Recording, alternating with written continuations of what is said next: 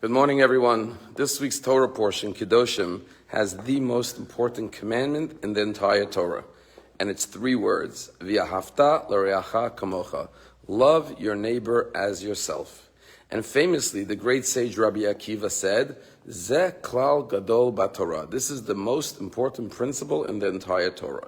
We all know the story of Hillel. When the convert said, teach me the whole Torah on one leg, he said, what you don't want others to do to you, do not do unto others. That is the entirety of Judaism, of the Torah. Everything else is commentary to that one statement. But the question is, how could the Torah expect you to love your neighbor as yourself? Is it even humanly possible and realistic to love your neighbor just the way you love yourself, to the same degree? There's a beautiful story I heard recently. There was a couple in Israel a number of years ago that for the last day of Passover in Israel, they decided to take a little vacation. So they rented an Airbnb up north, and the wife cooked an entire meal for the last day, 2 elaborate meals. They packed up their car and they headed up north to have a nice little vacation. As they're driving, they run into terrible traffic. They're waiting for the traffic to break, and unfortunately things aren't getting any better, and it's getting later and later, and the sun is beginning to set, and the holiday is about to begin in a few minutes. And they realize they're not going to make it to their destination.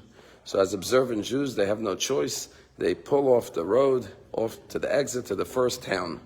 And they're driving around looking for a place. Maybe they could find a hotel. Nothing in sight. And the sun is literally setting. And they think, what are we going to do? We're just going to park our car? We'll have to sleep in our car tonight. We can't drive on the holiday. Suddenly, as they're looking for a parking space, they see a religious kid with a kippah and tzitzit playing in one of the courtyards of one of the buildings. So they go over to the child and they say, tell me, do you live in this building? The kid said, yes.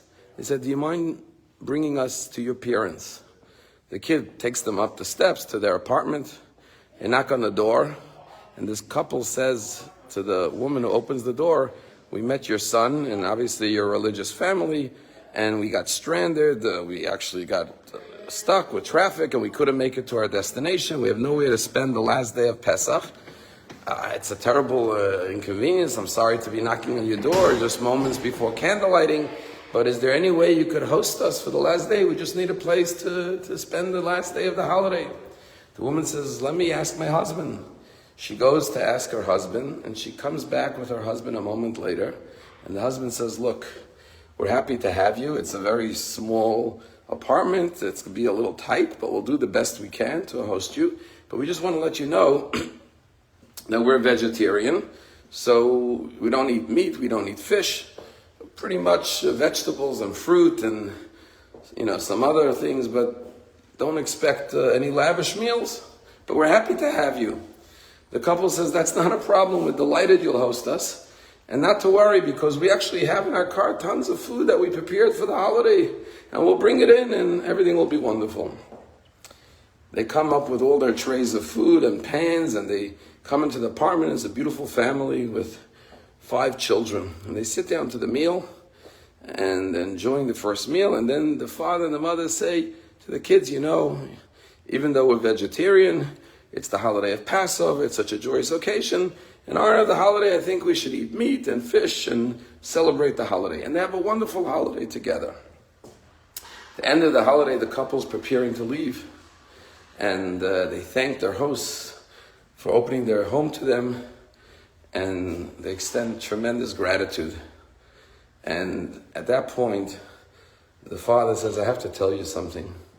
The truth is, we're not vegetarians. We're just simply poor. And we can't afford meat and chicken and fish. So we subside on fruits, vegetables, some potatoes and other things that we could afford.